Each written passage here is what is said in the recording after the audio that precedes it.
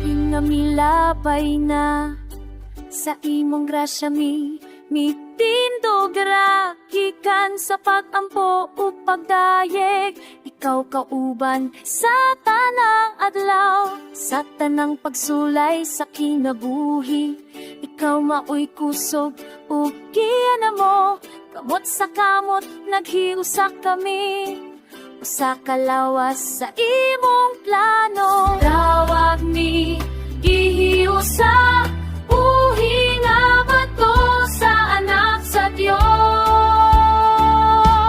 60 ka tuig sa matinunanon nga pagsaksi sa gugma ug grasya, imo kaming itukod.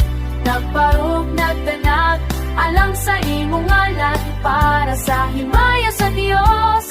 Pinapatunan ng lawas ni Kristo, nagpabilin sa kamatuoran ug kahayag. Ang tanan na mo, buhat na mo, sa imo ra na mo gihatag ang tanang himaya.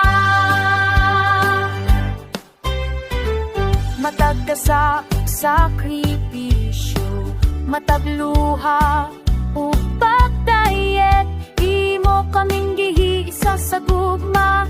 Gikan pa sa sinugdanan, gitawag ni gihiusa, buhi nga bato sa anak sa Dios.